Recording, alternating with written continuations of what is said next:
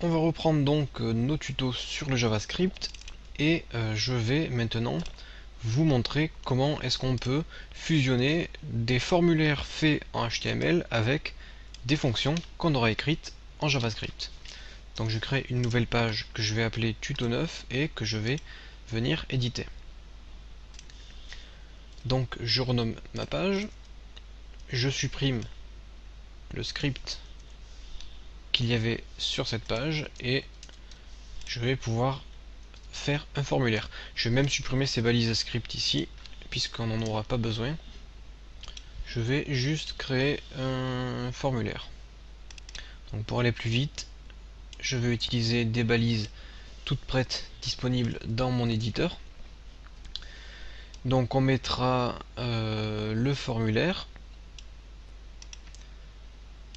On mettra aussi un champ de texte. Donc méthode post action égale, je vais mettre un dièse pour ne rien faire. Et je vais dire, donc ça on verra un petit peu après.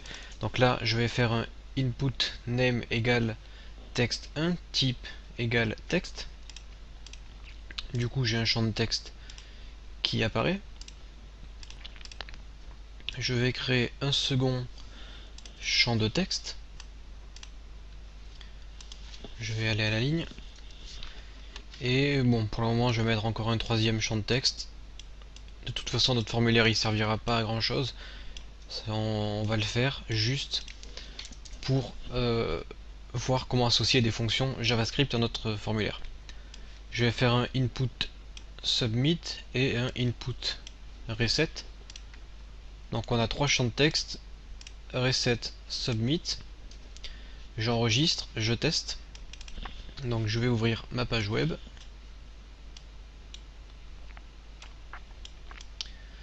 Là on a notre formulaire. Par contre, je vais aller faire une vérification dans mon style. J'ai des choses qui correspondent à mon type bouton. Donc ici type reset et submit. Ce que je fais, c'est que je vais copier ces fonctions et je vais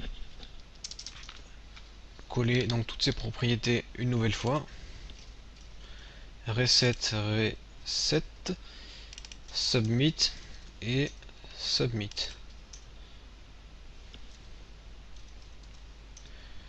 J'enregistre, on vérifie. Ok, donc là ça a stylisé un peu nos boutons. Par contre, ils sont un peu grands par rapport à ce qu'on devrait avoir, mais c'est pas bien grave. C'était juste pour appliquer le style. Donc ce que je voudrais faire, c'est provoquer quelque chose à chaque fois que je clique sur un formulaire ou que je survole un bouton. Donc, on va faire quelque chose sur notre premier champ de texte. Je vais vous montrer la fonction onFocus. Donc onFocus qui signifie lorsqu'on sélectionne l'objet, lorsqu'on le sélectionne, on va faire égal et entre guillemets, on va appeler une fonction JavaScript. On va par exemple appeler selected que l'on va créer. Donc je vais créer cette fonction selected. Dans le head, je vais créer une balise script type JavaScript. Ok, et je vais faire function selected et dans cette fonction je vais dire alerte, vous avez cliqué sur un champ.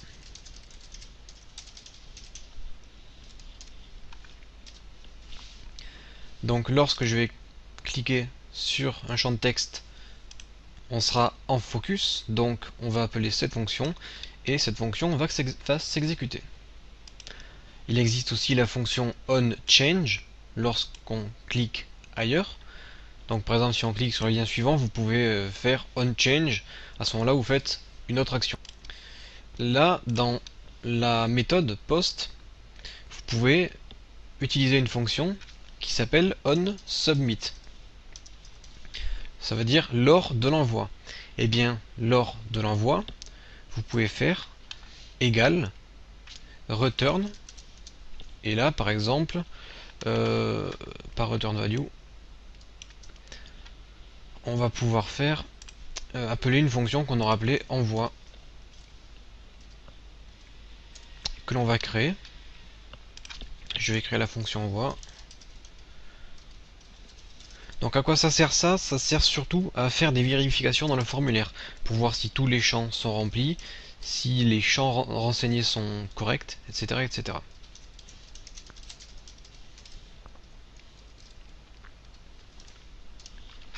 Donc là j'ai écrit ma fonction envoi. Par exemple, ici, pour le reset, on va pouvoir faire quelque chose qui est on mouse over, qui signifie lorsque la souris survole l'objet. À ce moment-là, on peut faire alerte. Et dans l'alerte, on va dire attention, ce bouton supprime les champs remplis, les champs du formulaire.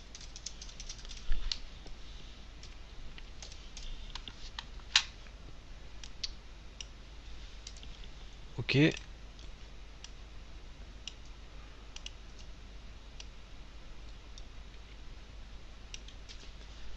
J'enregistre et je vais même faire un point virgule. Ici, je vais mettre return false.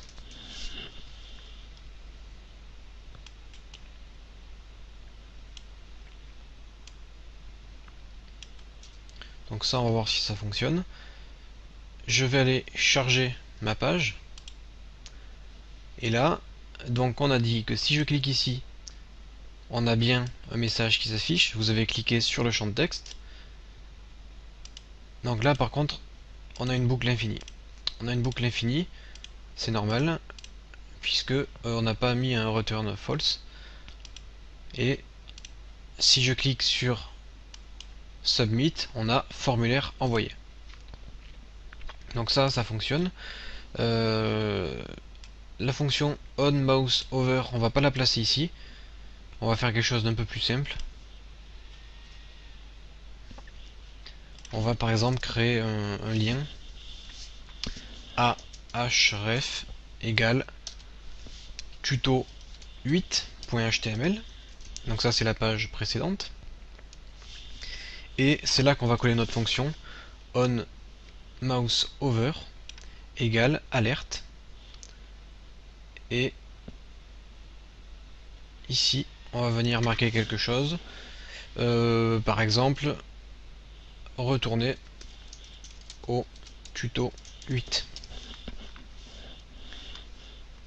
Voilà.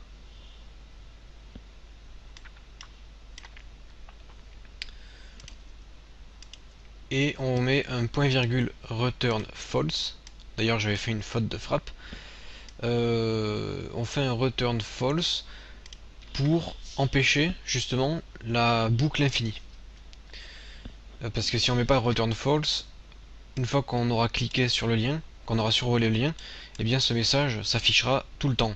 Donc avec le return false, ça nous permet de bloquer l'affichage une fois qu'il a déjà été affiché.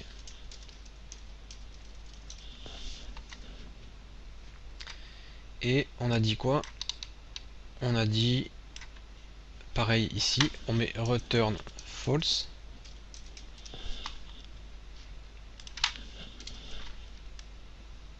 Là c'est bien la coloration syntaxique du texte, puisqu'au moins si vous faites une faute de frappe dans un mot, le mot ne se colore pas. Si par exemple j'ai oublié le U, return devient noir. Il faut que je mette le U pour que le texte devienne bleu et que je voie qu'il n'y a pas d'erreur sur ce script. Je recharge la page. Si je survole le tuto précédent, j'ai bien retourné au tuto 8.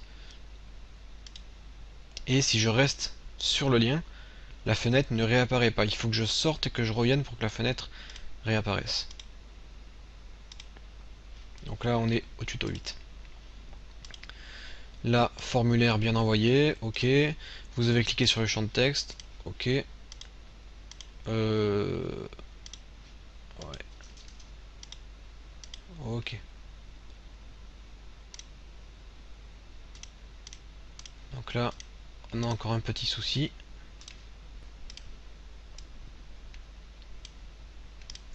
Le return false, vous pouvez essayer de l'intégrer dans, dans votre formulaire. Bon, après, moi, je vous ai montré que quelques fonctions. Par exemple, la fonction onMouseOver, qui signifie lorsque la souris est en survol. Il existe différentes autres fonctions. Donc je vais vous en marquer quelques-unes en commentaire. Il existe onMouseExit, donc lorsque la souris sort du champ qu'elle survole. Vous avez onMouseUp, lorsqu'on relâche un bouton de la souris. onMouseDown, quand on clique avec la souris. onKeyUp, lorsqu'on relâche une touche du clavier. onKeyDown, lorsqu'on appuie sur une touche du clavier. onMouseMove, onMouseScroll. Donc move, c'est quand on déplace la souris. Scroll, c'est quand on utilise la molette de la souris. Donc il existe plein de fonctions JavaScript sur les événements souris, clavier, etc. Donc là, ce que je vous ai montré moi, ce sont des fonctions vraiment très simples, juste pour vous montrer comment on les appelle en fait dans le formulaire. Et bon, nos fonctions sont écrites au-dessus. Là, on n'est pas allé bien loin. Par contre, dans la prochaine vidéo, je vais vous montrer comment faire des choses un peu plus complexes, comme interagir avec le code HTML de notre page. Et donc on pourra modifier certains éléments de notre page dynamiquement lors d'événements souris par exemple.